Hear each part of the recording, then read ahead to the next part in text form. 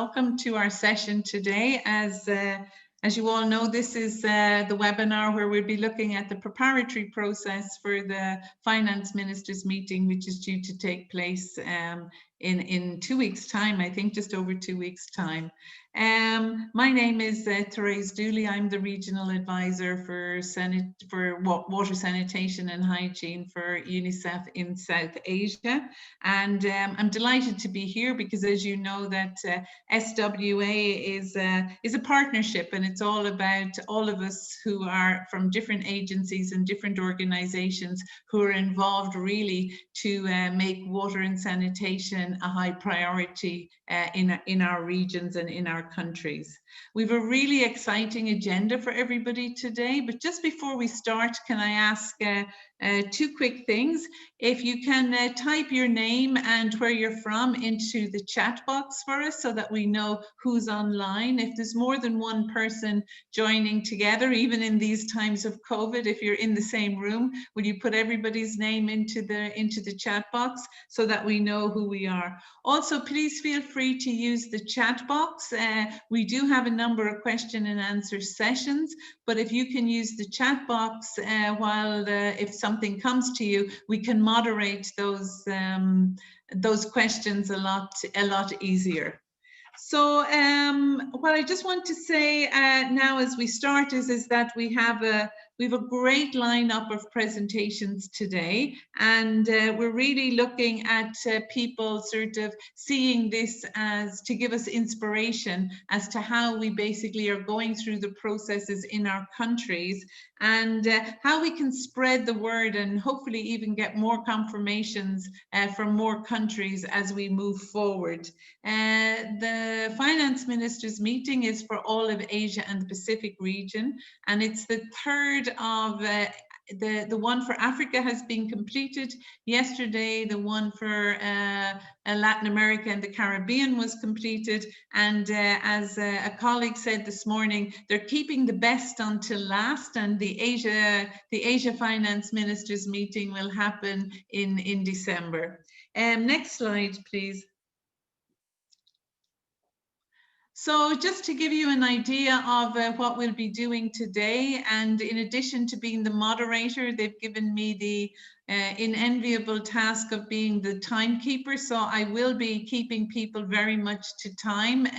So if you've been allocated 5 minutes, we'll be trying to make sure you stay to 5 minutes, as we really want to get lots of conversations and questions and answers in as well. So we'll be starting looking at the importance of smart partnerships with finance ministers for water and sanitation, and this will be led by our colleagues from ADB. Then we will be talking about the finance ministers meeting and looking at where we are across the region, who's confirmed, who's involved, what's happening with the development process. We'll also be talking about the preparatory process and what's happening with that at country level. And then we'll be seeing 4 really exciting country presentations on what's happening in their preparatory process. And we're really, I think, to hear from the countries is the most important part. And then finally, we'll have a few closing remarks. So rather than listening to me, and because you'll be hearing enough of me throughout the next 2 hours, let's jump straight in, I think, and continue to type in your name and where you're from, and we'll make a start by introducing Tom. Tom Piniella is the Chief of the Water Sector Group at the Asian Development Bank, and he's going to talk a little bit about the economic impacts of COVID-19, but also really looking at how we develop smart partnerships for water and sanitation with finance ministers. Over to you, Tom. And I'll give you a 3-minute notice before the end. Thanks, Teresa. I've got my own timer going as well, but thank you very much. So yeah, it's a pleasure to be here today at this webinar for the lead up to the the Asia Pacific finance ministers meeting. I also just wanted to start, it's very apropos today, and wish everybody a happy World Toilet Day, and just remind everybody to think about, while you're do your business in the comfort of your home or wherever it may be today, to think about all those other people that don't have that right and privilege to be so comfortable doing it. And that's why we're here, to try and give those people that right and dignity to do that. So next slide, please. Okay, so I will talk about the economics. That's the main part of my talk today. So the key message is developing Asia will contract by about 0.7% this year, and this is the first time in 6 decades that the continent, that the region will contract, but it will rebound in 2021. It's a broad-based contraction of 3/4 of the economies. The PRC is an important exception. And the main risk going forward is a prolonged COVID-19 pandemic, if it's prolonged. The obvious message, I think, to everybody on this call is it's time to upscale WASH activity and finance to prevent a long-term pandemic, and importantly, to have targeted interventions for the poor and vulnerable who are most susceptible to COVID-19 and economic hardship. Next slide, please. So this slide basically shows the pandemic, how it is spread out over the course of this year. And on the left-hand slide, you can see the global perspective showing developing Asia, with it peaking so far in about September, and this is logarithmic scale, at about 100,000 cases per day. And as we've seen in the Eurozone and the United States with the second and third waves, that it dramatically taking off about 2 months ago. If you look on the right hand, in Asia, across Asia, South Asia, again, carrying the burden of the disease, unfortunately, again, peaking at about 100,000 cases a day in September, slightly tapering off. Southeast Asia down at about 10,000 cases a day. I think most worrying, Central Asia, again, spiking, and East Asia, fairly steady, containing it well. Of course, that's the origin of the virus in the Pacific, containing it well. Next slide, please. So what we have here is a measure of the stringency of the measures, basically the lockdown. And on the left, we see an index, the Oxford University's Government Response Stringency Index, that combines 9 indicators such as workplace and school closures, travel restrictions, and the like. And we see across the various subregions of Asia that, you know, the early part of the pandemic, that these were enacted quite rigorously, and then slowly have been relaxed. And then on the right-hand side, again, a different way of looking at it, we see these bar charts with the darker colors of this, the more stringent lockdowns and confinement, and also restrictive measures against time on the various countries. I know in the Philippines here, it was quite long and quite severe, the lockdown. But we can, on the next slide, see what the impact of this was.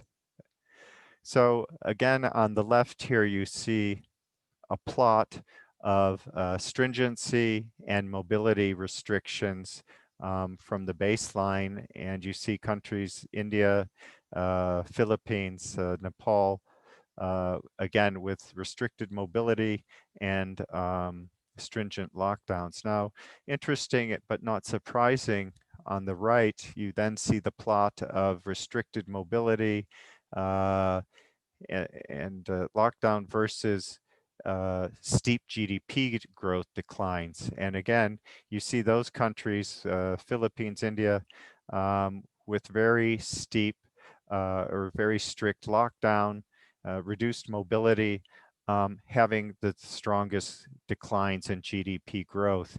Now, the other thing that's not really brought out here is, but it's you know, quite obvious that the distributional impacts too are going to be you know, on the poor, those people who are reliant on public transit, living from paycheck to not even check, living on a cash existence, you know, 1 week to the next are going to be significantly impacted by this, this current situation. Next slide, please. So as we see, growth slumped significantly in the first half of 2020. What this chart shows is the 9 largest economies, the countries are along the bottom, showing growth in 2019, and then growth for the same country in the first half of 2020. And you can see most of these countries all had significant decline in growth. And you see many of them had significant decline in growth. And you can see the orange is domestic consumption, and even that in many countries went down, and that is what's been actually buoying many economies the last decade in a, you know, a very strong economy across Asia, and blue being investment. So the picture, even with the massive support, has been grim. Next slide, please. So what has happened in response? This shows the governments, how they've stepped in to respond to the crisis. And what these show is the percent of GDP. So on the far left, those set of bars is the response from governments. It's about 15% of regional GDP has been put in relief. That's about $3.6 trillion so far has been spent collectively. And then you see the set of bars to the right breaks it down by the sub-region. Now that blue bar is government support for income and revenue. So this is increased spending on health expenditures, on transfers for income to individuals and businesses. So this is direct kind of cash support, as well as central government transfers to local government and to regional and state governments. So about half of that 3.6 trillion has been in this.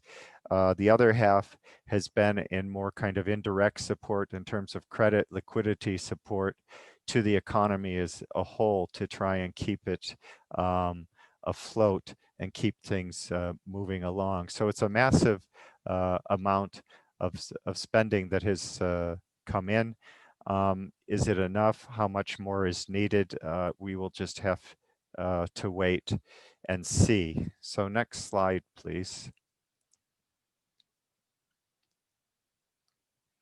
So even, you know, with that support, when we first issued the economic outlook for Asia, we put this report out every year. This was in April 2020. We had projected a 2.2 growth rate, which again is pretty unheard of because Asia's been growing at you know, 6 to 7% pretty consistently over the last few decades. That was in April of 2020. We revised this in June to a 0.1% growth for the region. And the September update, which these numbers are from, has put a negative 0.7% growth for the region. Again, so we will not see a V-shaped increase. It will be more like a L-shaped or swoosh-shaped recovery, and we will not get near to where we should have been in next year or possibly the year after. So it is a dire situation. And again, we will have to revise and wait and see. Next slide, please. So this, a lot of numbers, a lot of little arrows. What you can see is the orangish shaded region for 2020 shows what we're currently predicting. And you see a lot of, basically everything is downward. Now you'll see the downward with negative signs. That's countries that are contracting. You'll see countries that are negative or that are going downward. You see PRC, you see Taipei, China, or Taiwan, and you see Vietnam. Now those are going downward, but they're not negative.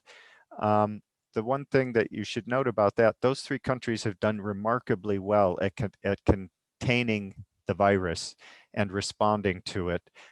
Certainly part of this also is their ability to have WASH programs, but their ability to contain the virus also resulted in them having the ability to have economic growth as well. Next year is a mixed picture, but we just need to wait and see and happen. It is a broad-based pandemic and a broad-based economic impacts. Next slide, please. So the key message, this is the time to scale up on WASH activities and finance to help prevent the prospect of prolonged COVID pandemic with targeted interventions for the poor and vulnerable who are most susceptible to COVID-19 and economic hardship. Next slide. Sanitation, every year there are almost 250,000 work-related deaths due to communicable diseases. Poor drinking water, sanitation and hygiene, and a lack of knowledge on how to stay safe. That's why we're all here. We also have to do better to do for economic impacts of epidemics.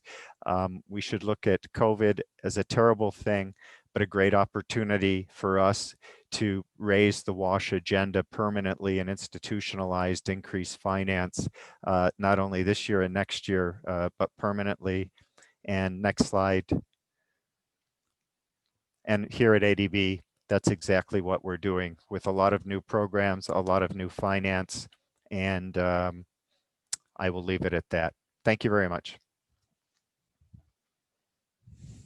Thank you so much, Tom. Really, really insightful and really great to see, but also terrific to see the new ADB Water and Health team and the new initiatives and the recommendations. I'm going to see if we have any questions. You have a choice of putting it into the chat box, raising your hand, or opening your mic if there's any specific questions you have for Tom or the team at ADB relating to the presentation. The first presentation is always the difficult one to get the comments on. So let's see. I don't know if I've missed anything in the chat box. No.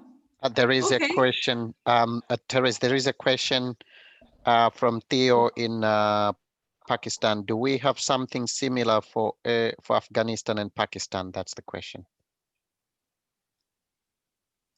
Any specific data for Afghanistan and Pakistan, I think is the question, Tom. Thanks for that, Satali. Yeah, Pakistan and Afghanistan does have, that's included in the Asian Development Outlook as well as the update. So every one of our member countries is included, and we would also have a separate update for each of those two countries. If you were to look on the web and Google Asian Development Outlook update Pakistan or Afghanistan, I'm sure you would find it in ADB. Great, and I think we can give the same answer possibly for Cambodia. Cambodia has a similar question. So I think everyone is looking for their own individual countries, but I do think some of them are included in the combined data, if I'm correct, Tom. Yeah. The one where it had the 9 countries, that was just the large 9, the 9 largest economies. But we have it for every country. Okay, great. Thank you so much. There's another question here from Nepal, and it's asking, are we thinking of investments in improving the effectiveness of wash utilities? You know, that would be the low-hanging fruit, especially in South Asia. So that's a question from Nepal. Is there a plan to invest in improving the effectiveness of wash utilities? Yeah, so that's, we have several technical assistance ongoing, some at country level. We have one that my team is managing where we're looking at not only how we can upscale, but precisely that, how can we look at across policy, you know, infrastructure investment, behavior change, all of these things, and then package those together in our projects. So when we make investments, that is a larger component, and basically focusing on the effectiveness. And you're right, it is the low-hanging fruit. If somebody's going to do a water project, we need to improve how we package that wash into it. And utilities themselves may have to change on how they do business and also become a bit more of a wash provider, not just a water provider. Yeah, I think that's the big transition. It's not just about infrastructure; it's about the broader. An interesting question here from some of our colleagues in India, and the question is: with revenues of the countries getting adversely affected by COVID, do you see a demand for increased ADB financing for WASH from countries? Yeah, we do. You know, we see there was we have emergency fiscal stimulus packages, and I think that just is going out for economic support. But certainly we do see a strong demand for increased WASH support. And this is for some of the TA support, but I think that will translate into longer term support. And I think, you know, the COVID is raising the awareness of ministries of finance about, you know, it's such a small and simple investment, but it has such a tremendous impact on the economy, on people's ability to stay healthy and work, that again, we really need to exploit this terrible opportunity that we have to make this a permanent change in how we do business in the WASH space. Yeah, and I mean, I think just the slide that's currently up where you're looking at the initiatives of WASH in Health is really showing where that direction is going as well in terms of strengthening the IPC and the hygiene practices beyond, you know, so I think brilliant. Okay, thank you very much, Tom. There's other questions in the chat box which maybe you can take a look at, but I think in the interest of time, we'll move ahead. I think I found it really interesting and insightful, and thank you very much for your presentation. Yeah, no, thank you. It's a pleasure to be here. And again, as Tom said, I inadvertently forgot to wish everybody a happy World Toilet Day. As somebody who sat in the chamber in the UN when it was approved, I don't know how I forgot the day, but happy World Toilet Day, everybody. And yeah, I mean, last year we were able to lock toilets in offices to stop everybody using them. Maybe we can try it in our homes this year and see how we get on. Okay, I'm going to move on to the next presentation now, which is going to be really talking about the Finance Ministers meeting. And I'm really, it's my pleasure to introduce the Chief Operating Officer from the Sanitation and Water for All initiative, Mr. Joost Kooijman. And he will basically talk to us about what it is, what the process is. Again, please, if you have any particular questions, keep them going into the chat box, because people will also respond to them in the chat box as well as through the question and answer session. And if you joined us late, don't forget to introduce yourself, who you are and where you're from in the chat box also. So please, Joost, over to you. Yeah, thank you, Therese, and a very good morning from New York, where it's a very early morning. So a pleasure to be here in this webinar for the preparation of the finance ministers meeting in 2 weeks. So if we could go to the next slide, please. So the finance ministers meeting is something that we organize every 2 years, normally in person, but considering the circumstances, we've now decided to do it regionally and online. It's not ideal, but I must say that after having completed 2 regional finance ministers meetings for Africa and for Latin America, that we've actually been able to mobilize a lot of ministers, finance ministers, as well as sector ministers. And I think the dynamics of the meetings have proven to be very worthwhile. And so we're looking very much forward to the next one, which will be, of course, as you know, for Asia and the Pacific. So the global co-conveners, together with SWA, are UNICEF and the World Bank Group, which the World Bank Group has traditionally been the host of the finance ministers meetings of SWA. But of course, because we are now doing it regionally, we are very happy to also have the regional development banks joining us in organizing these meetings, and for Asia with the Asian Development Bank. And the fact that Tom has been here and has been giving us this, I think, very enlightening and a little bit sobering presentation is, I think, testifies to the fact how important it is to have the regional development banks on board in organizing these meetings. Next slide, please. So the reason why we organize finance ministers meetings is really to make the bond between the decision makers for the sector, which means the sector ministers, and the finance ministers, on the other hand, much stronger than they have been. So often we find that it's not always easy for finance ministers to make the case for sector ministers to make the case to their finance ministers for more investment. Our organizing these meetings is really to close those ties between finance ministers and sector ministers, and make the case for a smart investment, that it is smart investment to invest in water and sanitation. So it's really about bringing sector ministers and finance ministers together and work towards better financing for the sector. Now, since 2020, SWA has a new objective in its strategic framework, which really focuses on more on systems strengthening and better financing for the sector. So that's an important addition to our strategic framework.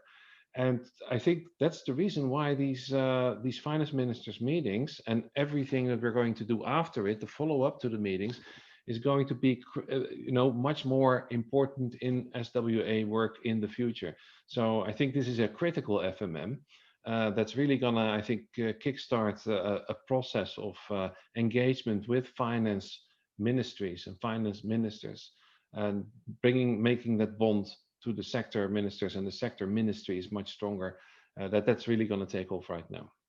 Yeah, so the next slide, please. Now, what are the specific objectives of our meeting in 2 weeks?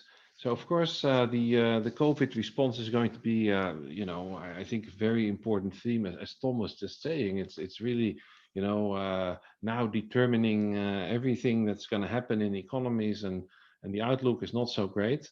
So I think what we want to drive home is how important it is to invest in water and sanitation, firstly as a first line of defense to protect our health systems in our countries, but also the only way you have to make sure that access to water and sanitation is there to keep schools open, to keep workplaces safe, and to keep the economy going. And that's going to be critical. It's also important, the lessons we learned from COVID, how we can build back better, build in more resilience, making ourselves more prepared for if something like this happens again, such a health crisis. So COVID-19 is going to be critical. We're also going to look at what are the opportunities for employment if we expand our water and sanitation services to all those that are currently not being reached.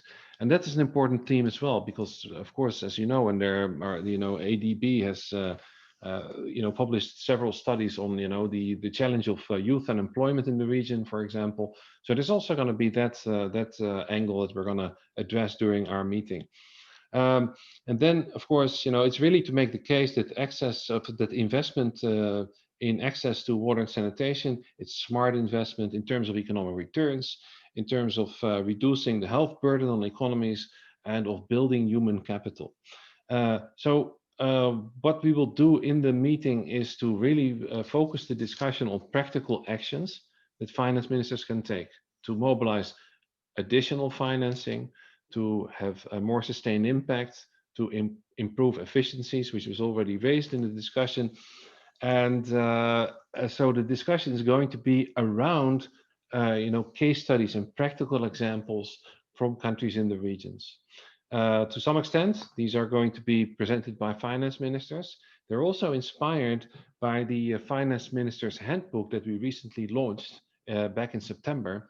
That has been, I hope that you've received the link to the e-version of this finance ministers handbook.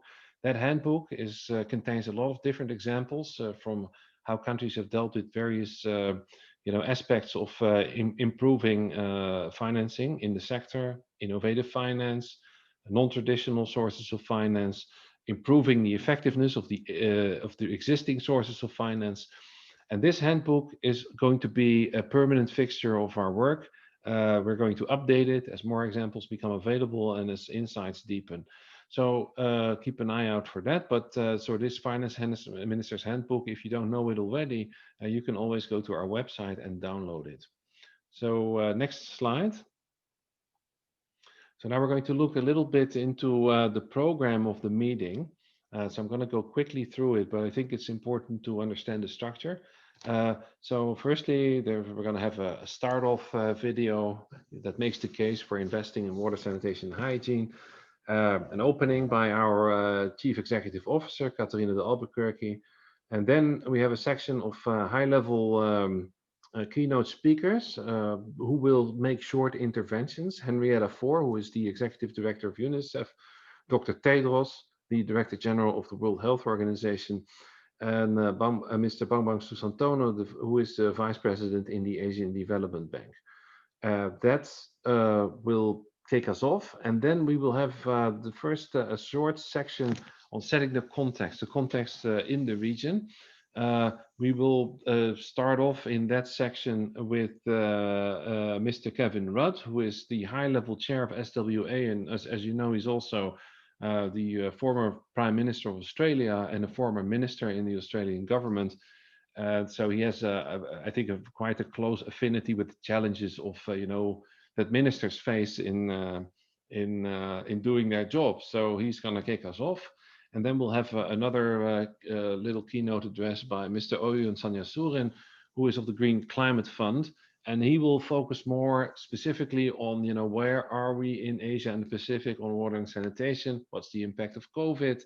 And the role of finance in maximizing economic and health benefits in the sector, by the sector. So that's what going to kick us off. And of course, the aim is to keep that short and to keep as much. Oh, and there's another. And then there's the discussion, and we're going to hope that that's where we're going to dedicate most of the time. We have an excellent moderator, Ms. Jayoti Shukla, who is the director in the World Bank. And then we have a panel discussion. So as you can see, many of these finance ministers are still to be confirmed. We're working very hard on that. And of course, we've got 2 weeks to go, and you know how it is with ministers. So we're working hard on that, but it looks pretty good for now. Of course, we hope that we have some very venerable ministers on board, including Sri Mulyana from Indonesia, and a number of other names that you see here. So these ministers will make sort of a short intervention, which is based on a case study from their country. So it's not going to be sort of general reflections, but they're really going to focus on something that they have done in their country. And so we hope that the discussion will be focused on solutions. Then this will be followed by a quick question and answers by with the ministers of finance, so reaction from their peers. That means that other ministers that have not spoken but are in the meeting, and this could also be sector ministers, that they can ask questions and make remarks based on the interventions of these finance ministers that you can see. And then there will be a few other interventions from important development agencies. You can see here from the Swiss Development Agency, as well as JICA from Japan. Followed by a small sort of little break where we get some quick elevator pitches from different partners and constituencies from SWA, private sector, Research and Learning Institute. Hello, my name is Tewen from Administrative Division, another Department of. All right, thank you very much. And so we will see a short video with elevator pitches from all SWA constituencies, as I was saying, private sector, civil society organization, a number of external support agencies, and from research and learning institutes. And then we're going to go into session 2. And session 2 will also be a discussion with ministers and other stakeholders. So this is going to be a discussion that's a little bit more inclusive and will also involve a number of our other partners. I think there's another slide, right? Yeah, and then we're going to come to the end, and the end will be by Minister Monuarfa of Indonesia, who will officially invite everyone to join the sector ministers meeting that we are going to be organizing in 2021, in the last quarter of 2021, and which will be convened in Indonesia. And we hope that that's going to be in that quarter, in quarter 4 of 2021, and in person, because nothing beats in person. That is what we have discovered during this corona crisis. Concluding remarks and a final thank you by Patrick Moriarty, who is the steering committee chair of SWA. So this is what the program is going to be like. It's going to be 2 hours and maybe a few minutes if we go over time. We've gone over time a little bit, both for Africa and Latin America, because the discussions were so lively, and we hope we'll have the same for the Asia and Pacific meeting. So thank you very much, Teresa. That is what I wanted to say about the meeting. And here is some useful information that you can find on our website, registration information. You can find information about which ministers have confirmed already. And there's also communications resources if you want to tweet or otherwise do social media stuff about the FMM. It's all there, and you can find it on our website. Thank you very much. Great. Thank you very much for that, Joost, and thank you for keeping to time because we are even running a little bit late here. But just to reconfirm, there's a lot of resources available, because there are some questions coming in the chat box about resources and more detail. So I think if you go to the SWA website, you'll see a lot of resources. One other message I think that's important is don't forget to register. And please, if your minister has gotten an invite, don't do general registration through the minister's invite, because it's for a separate room. So register yourself separate to your minister, and you'll see all those details. But I think Siddhartha, who we all know is the SWA person leading us all here in this region, Siddhartha will now give us some more information specific to what's happening. Keep the questions coming, and our colleagues at SWA are even answering some of them as we go along within the chat box. But we will have time for a few questions at the end. Over to you, Sid.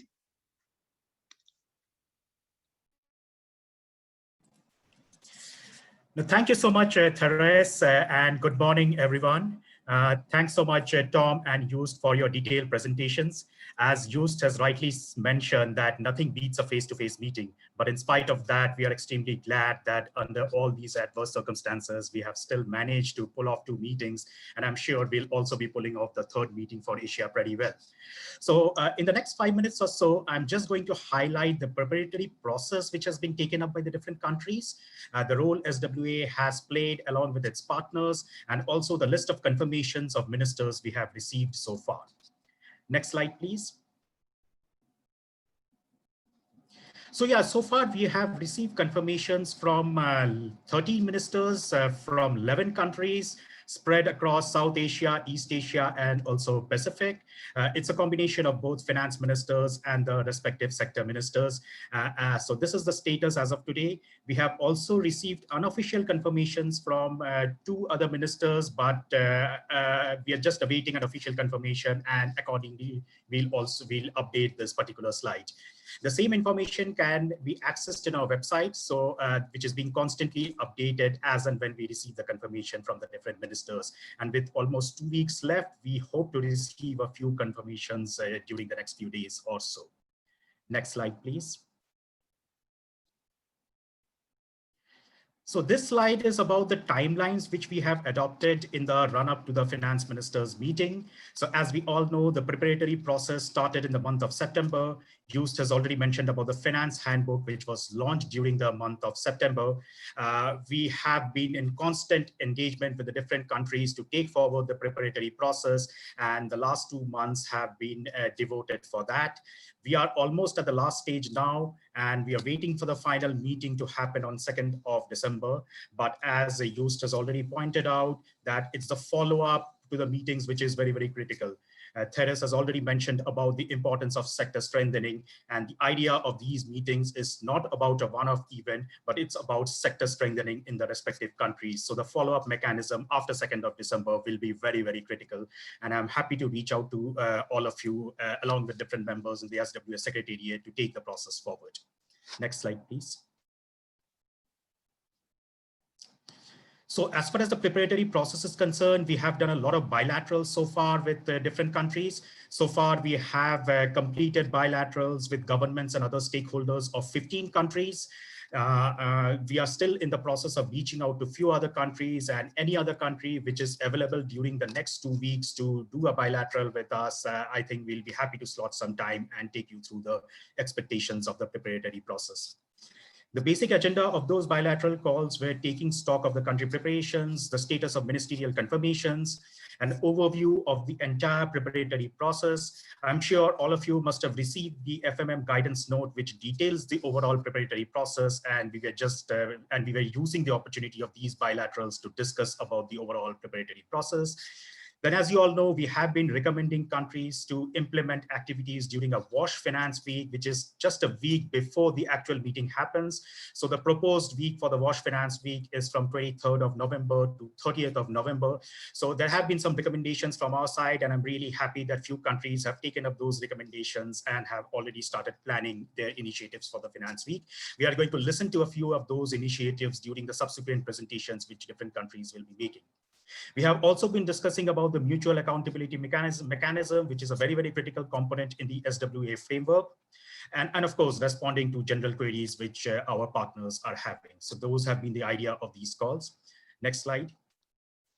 So many of the countries have already initiated the preparatory process, and some of the common activities which the countries have adopted are, of course, drafting the country overview, which captures the state of WASH in their particular country.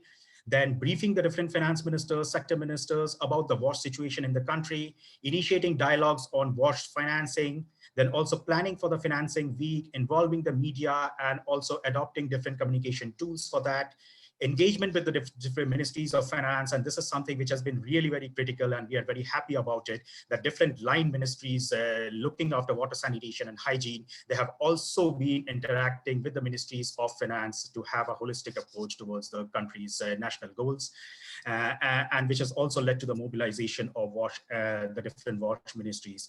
Just to cite an example, a few days back, we were having a bilateral with the government of Myanmar, and we are really happy to inform that we had 4 line ministries there, including the Ministry of Finance present there. So that actually speaks about the level of coordination which is happening in one platform.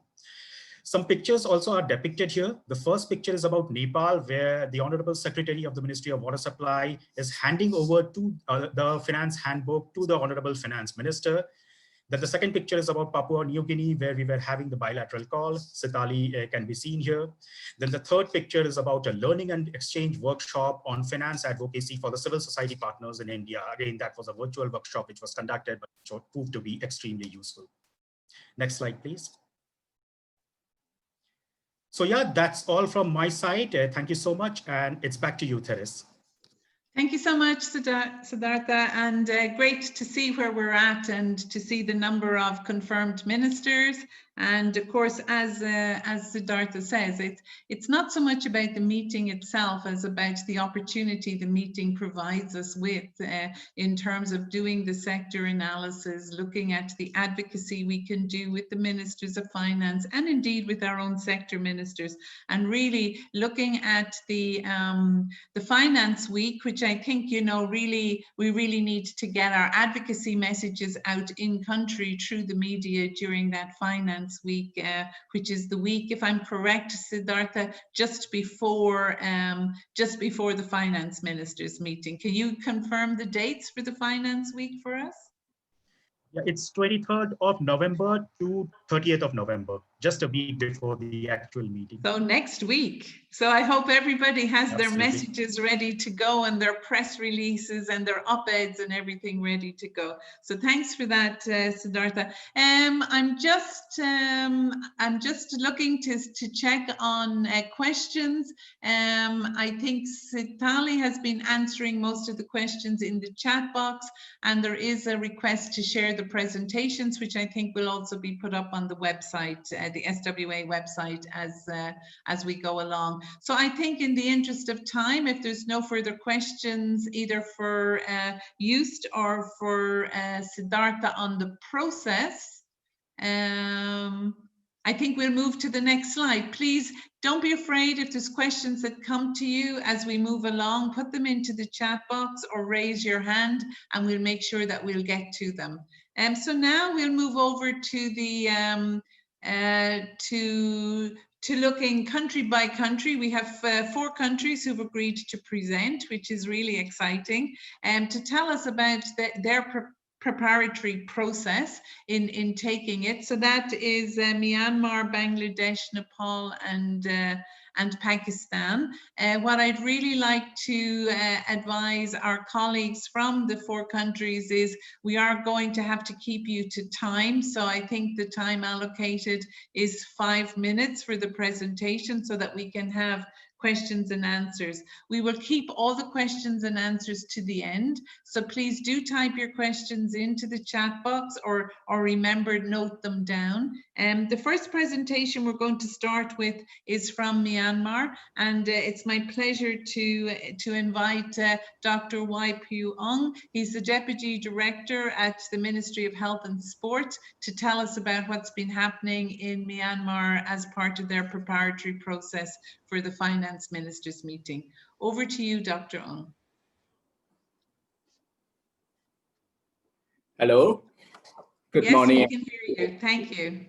Yeah, good afternoon, everybody. And I would like to introduce myself. I'm Dr. Wai Pyu Ong, and today I have to make this presentation on behalf of my director, Occupation and Environmental Health Division, because she is occupied with another important meeting. So let me start with this presentation. Next slide, please. So before I present the general overview of the wash financing situation in Myanmar, I have to introduce the working activities for wash in Myanmar. We have three key players in Myanmar for the wash activities: Ministry of Agriculture, Livestock and Irrigation. The second one is the Ministry of Health and Sport, and the third one is Ministry of Education. And we are moving forward for the wash activities under the umbrella of the policy, two policy. The first one is the national investment for the water supply, sanitation and hygiene, and washing schools and washing health facilities from 2016 to 2020. And the second one is the national rural sanitation and hygiene policy. But national rural sanitation and hygiene policy is still developing by Ministry of Health and Sports. Next slide, please. This Ministry of Health and Sport is responsible for the sanitation, including wash and health facilities, and Ministry of Education is dedicated to the washing schools, and Ministry of Agriculture is dedicated to the rural water supply and sanitation and hygiene. Unfortunately, we have no combination system for the wash financing system among the key players. Next slide, please. As I mentioned in the earlier slides, we are still developing the national rural sanitation policy, and it's the co-state implementation plan is included in this policy. You can see for example, you can see that this co-state implementation plan in this table. Next slide, please. This co-state implementation plan involves the development of these law guideline standards that involve the engagement of the consultancies and stakeholder workshop to discuss and finalize it. Next slide. Next slide, please. This is the annual requirements and contribution for the water supplies. The data is from Department of Rural Development from 2012 to 2016 data. And next slide, please. Next slide, please. Next slides. We are going to the Sustainable Development Goals. To cope these SDG goals, Ministry of Health and Sports and other related ministries developed the National Rural Sanitation Hygiene Policy and co-state implementation plan in line with other already developed laws and regulations. Next slide, please. This is the Myanmar commitment table and the SWA and MAM. Next slide, please. So we are focusing on the process undertaken in Myanmar for reviewing the commitment. So according to the 2019 updated data, we have already exceeded the targeted 2015 targeted for the data of the proportion of the population using improved drinking water.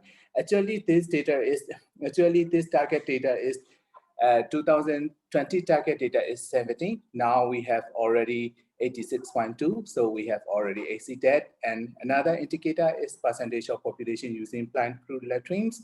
This current updated data is 18.1. Target 2025 data is 19. So hopefully we will cover this target indicators within next 5 years. So actually, we are still developing the national sanitation policy. As far as you know, Myanmar is the developing countries. The government budget is not covered to. Covered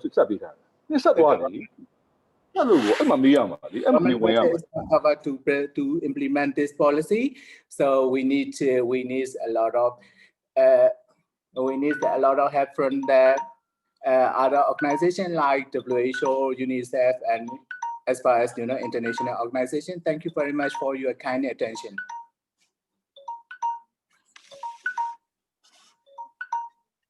Thank you very much. I'm not sure who has the alarm on. Okay, all right. Thank you very much. Did you have another 1 or 2 slides you needed to just finish, or you're completed your slides, Dr. Wei?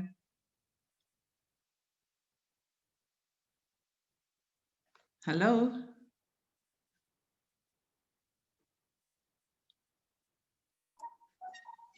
Next slide. Can you hear me, Siddhartha? Yeah, can you hear me? Actually, it's already finished, and actually Okay, we have great. already finished. And thank you so much for your kind support. Okay, thank you so much. That's great. All right, thank you so much. So then we'll move on to the next slides, please. That's great. Thank you so much for that. And the second presentation comes from, and please, if you have any questions for Myanmar and for Dr. Ong and the team, please do type them into the chat box, and we will answer them at the end, or we'll come to a question and answer session. And meanwhile, if the Myanmar team, if there are some questions you can already answer, please start to do that in the chat box.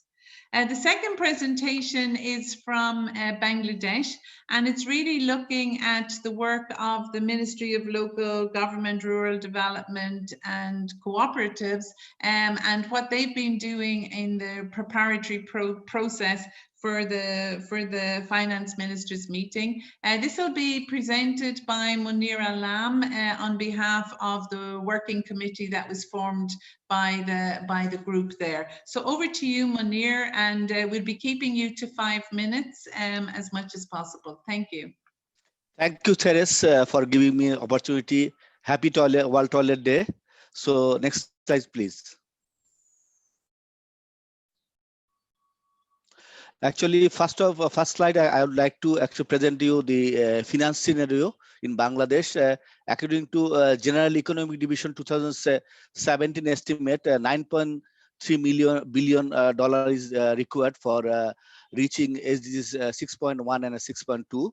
And the gap was identified according to GLAS 2018 $0.5 billion.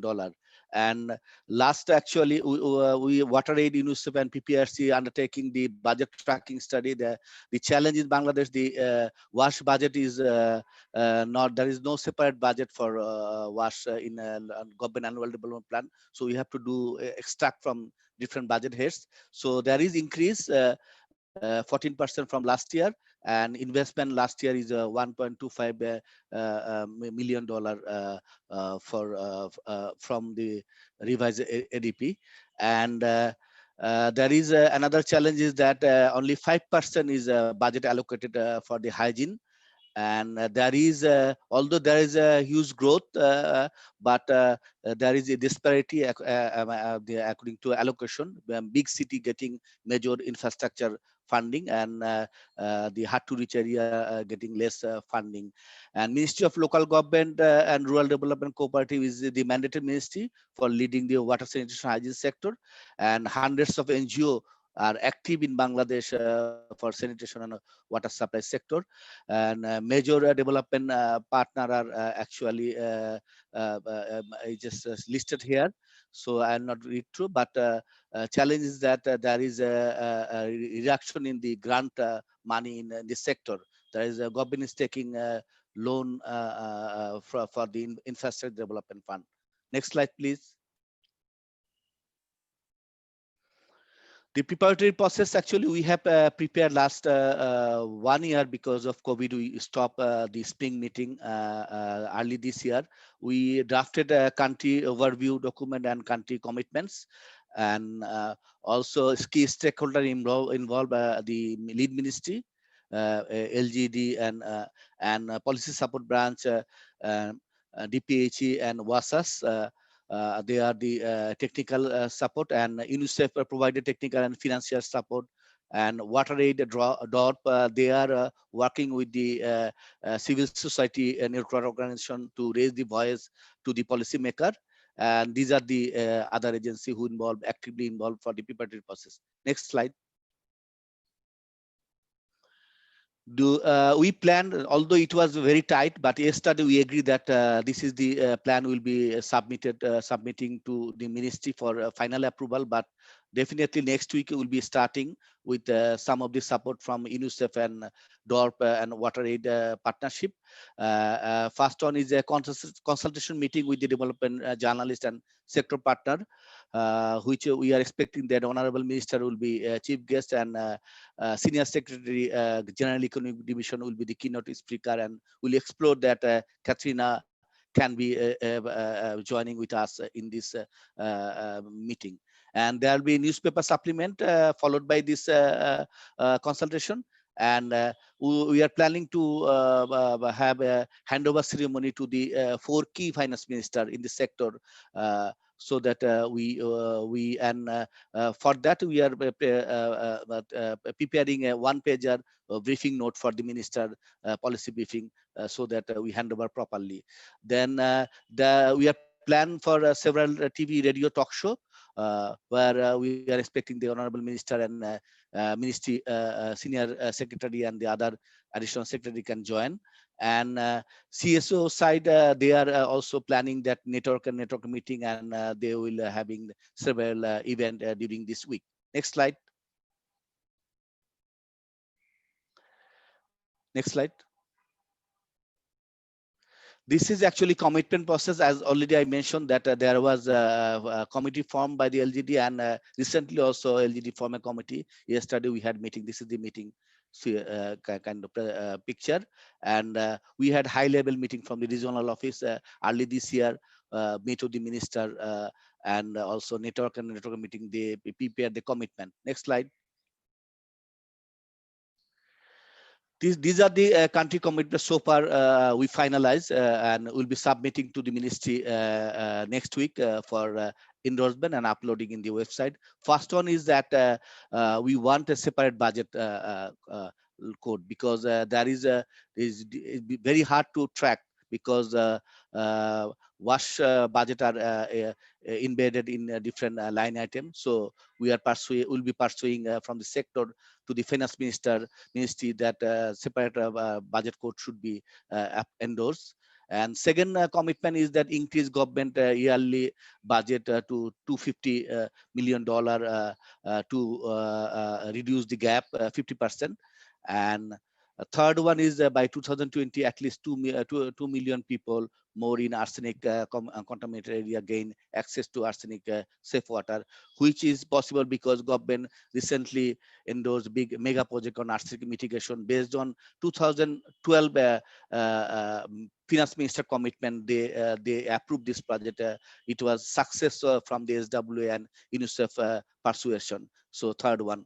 And number fourth one is increase access to safely managed sanitation by 5%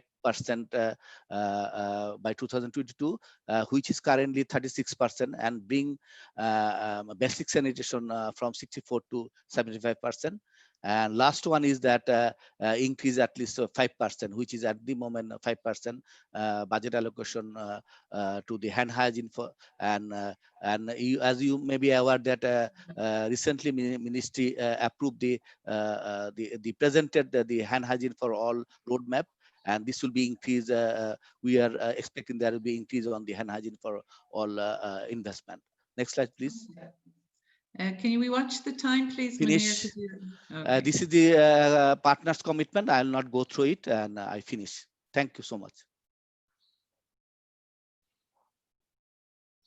Thank you so much for that, and great to see what's happening in Bangladesh indeed. And I think, you know, people also know it's really interesting to see the establishment of the committee. And I think also if people want to see individual commitments, they can actually go to the website as well, and you'll see both the country commitments and the different partner commitments, be they academia, civil society, international agencies, or the government themselves. So thank you very much for that, Bangladesh. Again, if you have any questions, please put them into the chat box and we'll come to them at the end of our 4 presentations. So next slide, please.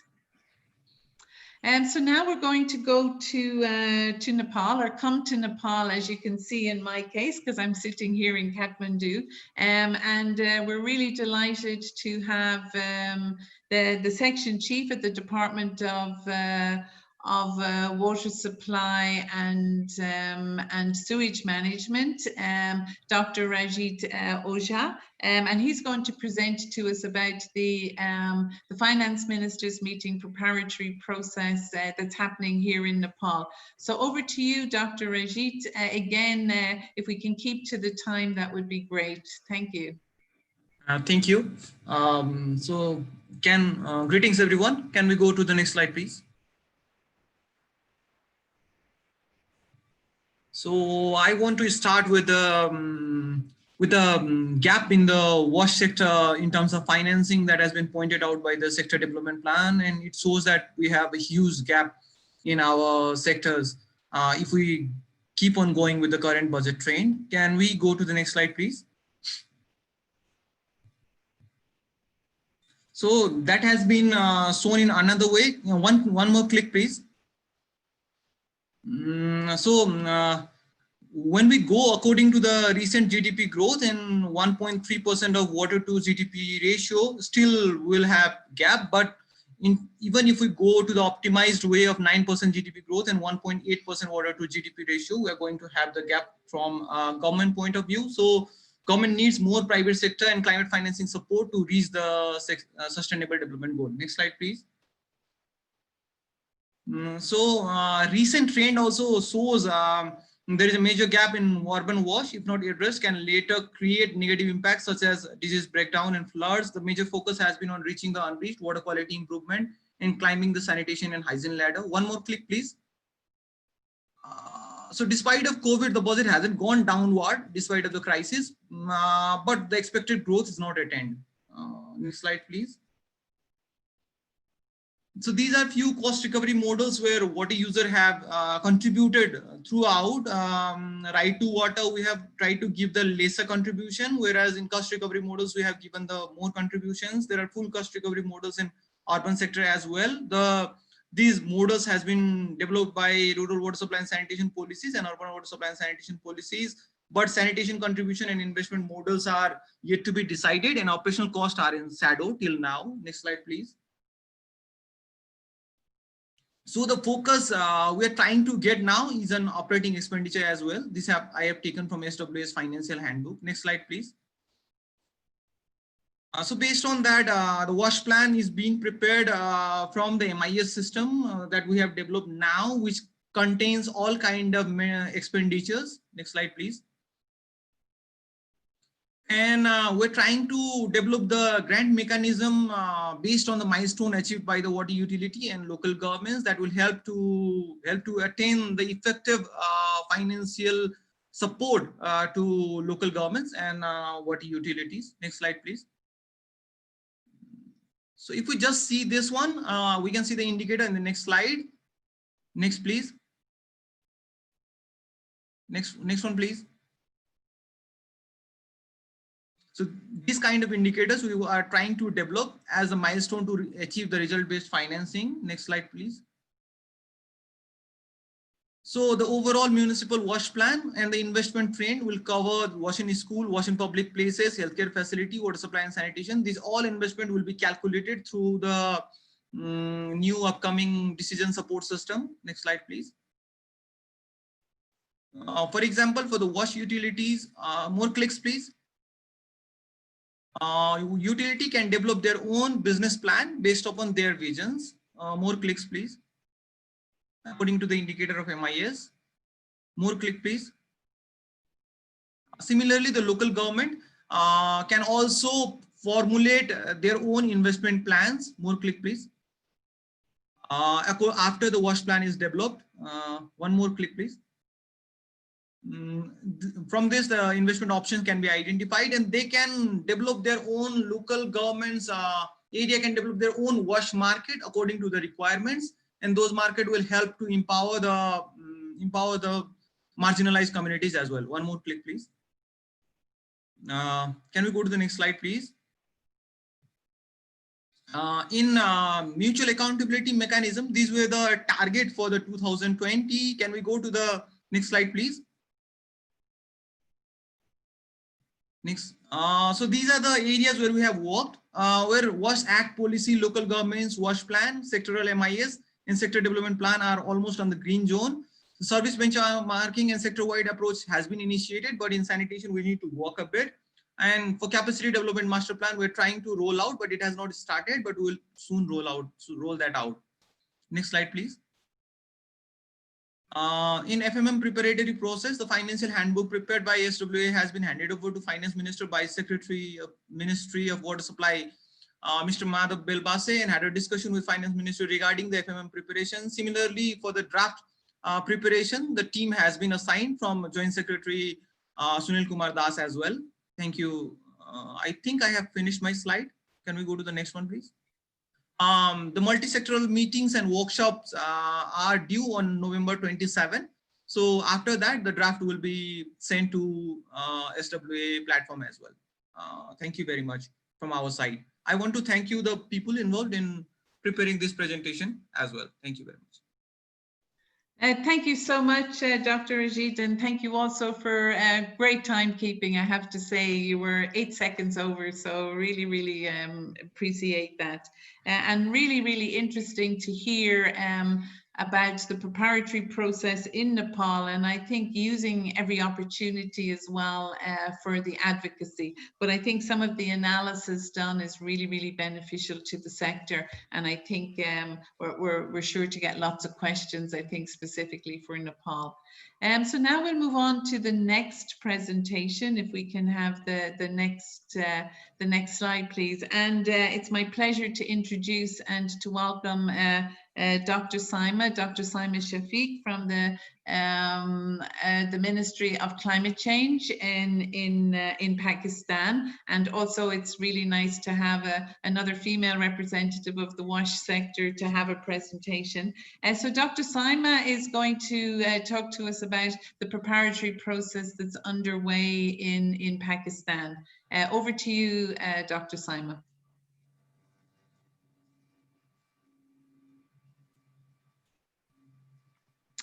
Dr. Saima, we're not hearing you. Oh, there you go. Very good morning and Assalamu alaikum from Pakistan. Just hold for a second. I'm just making one adjustment and I will be presenting then Pakistan's case. Okay, maybe while we're just waiting for Dr. Saima to make her quick adjustment, we can check if there's any, with Sitali or Siddhartha, if there's any burning questions that are coming up across all of the 3 previous presentations. Therese, I think the only question to address very quickly was the question about the ministers and when they will speak. So we're trying to make sure that every minister who confirms can get a slot to speak, and most of the sector ministers are likely to speak in session 2, but the order will also depend on the content as well as when we receive the confirmations. Each minister will receive a briefing. That briefing can complement the country overview, but the briefing will very much be about the agenda and how the meeting will run. So it will not be the content, because that content should come from the country overview. Let me pause here. There's one other issue I wanted to say, but I can come back to that. We'll come back to you. Yeah, thank you very much for that, Sitali. Dr. Saima, are you ready to go? Yeah, thank you, Therese. Yes, I'm ready to go. Can you hear me? Yes, please go ahead. So starting off for the Pakistan presentation, very briefly, I will give you a very brief background or the overview of the wash sector. Can you move to the next slide? Next slide. So thank you. So if you see the status of drinking water and sanitation, we have just given a very brief overview of the situation. We can see the access to safe drinking water or a water free contamination, water which is free from any contamination, that is 36% of the population. They have access to the water which is free from any kind of bacterial contamination. And very briefly, I'm going over to the safely managed sanitation percentages. If we see that the open defecators at this point in time are around 12%. So this makes around 23 million. This makes the number around 30. There is another critical indicator, that is around hand washing, soap and water, which is also critical for Pakistan in the context of COVID. if we see this figure reflects 50%, which is quite low. In the context of this COVID situation, we are working more towards the hand washing practices, and we are also working currently for the hand washing roadmap with the support of UNICEF and other partners. So these are some critical observations which I am making through this slide. Can you move to next slide?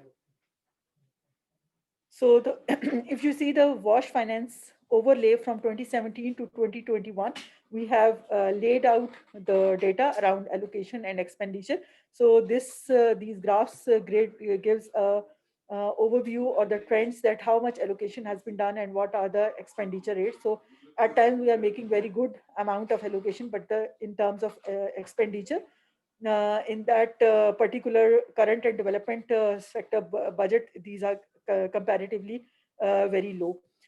If we see in 2019 and 2020, the overall is around 159 million, but if you see the expenditure trend, they are quite low. For 2020, the allocation is there for the expenditure. We are currently waiting for the PRSP report, which has the data for the expenditure. So in 2020, the overall budget utilization rate is 55%, whereas current budget utilization and development budget bifurcation is given. And move to next slide, please. So this slide gives a very brief overview of per capita WASH allocations and spending for 2018 and 2019, and we have given the bifurcation of all the provinces. As you know, Pakistan is a the federal government. Under federal government, there are multiple provincial entities who are working independently, except for AJK and GB, which are currently under federal ministry. So this is an overall layout of per capita allocation and per capita spending, specifically around WASH. Can you move to next slide? So if you see here, the important point is to reflect on the disparities and inequalities. If you see that how the poorest are being affected because of these disparities and inequalities that exist within the systems and around the financial allocations as well. And then in the sanitation sector, again, the poorest are the most affected, as they have the largest population who does not have any kind of toilet facility available to them. And in this graphical presentation in the same slide, if you can see that how much amount of rupees are being allocated per person in different cities of Punjab. So this gives a very clear overview of the disparities that exist between the different cities or districts of Punjab. So this is just to give a very a brief understanding of what is currently being the financial outlay of this WASH sector in Pakistan. Now moving on to, before going to the next slide, I would like to briefly update you what we are doing specifically around the finance minister, this preparatory process in Pakistan. So what we did, that we already have organized one meeting with the representative of constituencies to discuss and see what needs to be done for as a preparatory process to take the all the partners on board, that how to proceed with this process. So as per the suggestion that are being shared by all the stakeholders, we are working on the position paper for the finance minister. And since this current theme of this finance minister meeting also covers the climate change perspective as well, so we are also preparing our sector minister as well to be prepared for this finance minister meeting, because climate financing comes directly under Ministry of Climate Change. So keeping a link between the sustainable sanitation and climate financing. So this gives us an opportunity to actually mobilize more resources from the Green Climate Fund as well. So that is why we are also preparing, doing a preparatory activity with our sector minister as well. And then we are also mobilizing our provincial finance ministers as well. The basic reason is that since each of the province is working under 18th Amendment, they are working separately. They have their own finance ministers and ministries as well. So it's good to, if we can sensitize the key ministers from KP and Punjab, since Punjab is the largest province, so it's good to have them on board as well. So that process has also been initiated. There is another very critical information that is regarding this preparatory work for finance minister. We are not doing that activity particularly for the finance minister, but yes, we initiated in last year this development of the MAM framework. So the process has been initiated and now is in a position where we are taking the responses and endorsements from all the key stakeholders to actually comment on how to proceed with this MAM framework in Pakistan, and definitely to contextualize it in the context of Pakistan, so that we know that what kind of activities we will be doing over a span of year or a 2 year, to actually identify the actual commitments and then making those commitments very realistic and align those commitments with government priorities as well, so that at the end of 2 years we have a strong, we have some good progress that is being made, and in which all the stakeholders, they have the opportunity to perform within their domains as well. So this MAM framework is under process. Now moving on to next slide. We have to watch time, Dr. Saima, okay? Yeah, so very briefly, there are last two slides. So for the political commitment, if you see over the last 1.5 years, Prime Minister has launched this Clean Green Pakistan movement, then the Clean Green Index program, in which we are ranking cities on the basis of water, sanitation and hygiene performance. So 20 cities have been finalized, have completed their first phase. So results are finalized and announced as well by the Prime Minister. And now the 79 cities are for the second phase as well. And then this post-COVID national wash program, for which Prime Minister is also very very keen to start. So Ministry of Climate Change and the wash unit, they are working on this post-COVID wash response plan, which is around 40 billion Pak rupees program that will be initiated with all the provinces in coming 3 to 4 years. So as far as our political the commitments, our commitments are concerned, so we have developed a way forward, or the commitment plan, and which is aligned with this national wash program. So as this has the biggest landmark currently for next 3 to 4 years. So under this, we are focusing on creating an enabling environment. We are focusing on the public infrastructure. Definitely, we would like to develop the effective municipal solid industrial waste management mechanism under that. And behavior change campaign is one of the core area under which we will be working in the current in the next 2 to 3 years. Then service providers, and they will be capacitated, and effective monitoring and reporting mechanism is one of the core area on which we will be working. And one of the starting point is this CGPI, under which we have already developed the monitoring framework. So this is all from Pakistan. Thank you so much, and thank you so much for giving us the great update on Pakistan and the analysis. You know, I feel very mean being a timekeeper, because I know how many weeks and days and hours of work have gone into all of this, and we ask you to put everything into 3 or 4 slides and explain it in 5 minutes, and really it's very hard for everybody to do, for us to allow people to do justice to the amazing work that that is going on in the countries. And I think from all of us, I think we can see just from these 4 examples that there's an incredible amount of work going on. There's incredible preparatory processes happening. And I know we culminate it all really in, we showcase it in a 2-hour session, but the foundations of what you're doing is so amazing. It's not just about the meeting, it's about the process and the analysis and really getting things going. So thank you so much to Myanmar, to Bangladesh, to Nepal, and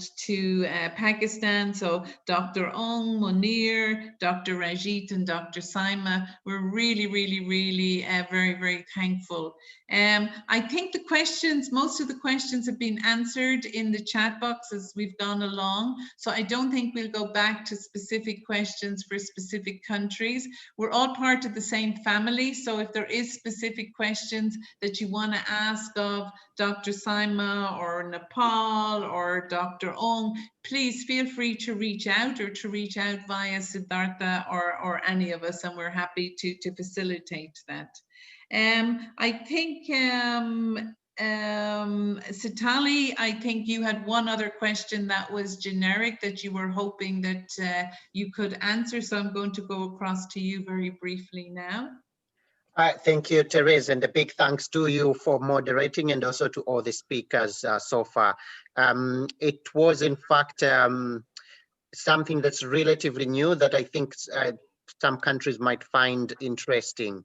So we've got a systems and finance working group that is chaired by Guy Hatton of UNICEF. It is supported by Katerina Fonseca, who's one of the WASH finance experts. What they've been doing in the run-up to each regional finance ministers meeting is for countries that are interested, they're able to speak with Katerina Fonseca and discuss some of these very specific issues for that country. But that discussion needs to have somebody from Ministry of Finance and also sector and other partners. So we just wanted to make that known in case people are interested in having this opportunity to bring finance ministry and sector ministry in country and have a conversation with Katerina Fonseca and others in the lead up to the meeting, because then you dig a little more, get into the handbook, see if there's a specific example you want to drill down on, and that helps. Thank you so much. Perfect.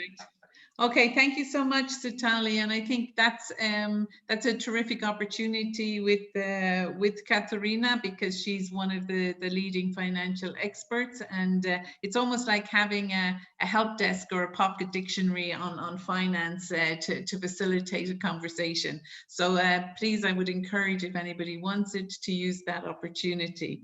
So I'm going to go to concluding remarks. I think we're just within time. We may go about 3 or 4 minutes over, but I'll jump across to East Asia and the Pacific office now of UNICEF and ask Évariste if you would like to supply us with some concluding remarks, and then I will just do the final follow-up. Over to you, Évariste.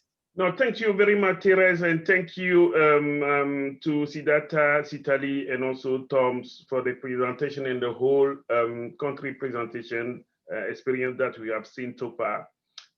Thank you for all the participants for their contribution to the dialogue, and we hope that by next week we are on our foot, basically to start the discussion for the financing week and toward the 2nd December for the financing minister meeting. During this session, we hear that the objective of the financing minister meeting is very clear, and there's a lot of available material on sanitation and water for all website. We provide the link for the meeting as well. And the agenda also is very clear, and we encourage all of you basically that there's some slots available that might be needed, to fill, and we encourage also all the country to register well, the public one also for the minister themselves, so that they can be part of the discussion alone. And I do appreciate a lot all the experience that many countries have shared, because it provides a sort of spectrum on what each of the country can learn from another country, basically to strengthen the way that they improve their data, their financing, thinking, their commitment in each of the country level. I think we might continue to facilitate those kind of dialogue. They are very useful for all the country and also for all the sector actors as well. I just want to conclude by 2 points. One, is very important to note that this financing minister meeting is the way for us to start advocating for better, better support for some of the areas that we are leaving behind, particularly the sanitation. And today is in 19th of November, the World Toilet Day. It's very important that we use it as a good opportunity to continue advocating in this area. The second point is that how do we make sure that our contribution toward water and sanitation is still relevant in the whole economic spectrum as well, which is very important as we continue the development of many sectors together. So thank you very much thank you very much, Tere, for facilitating this webinar, and thank all the participants for your contribution as well. I leave to you the rest. Over.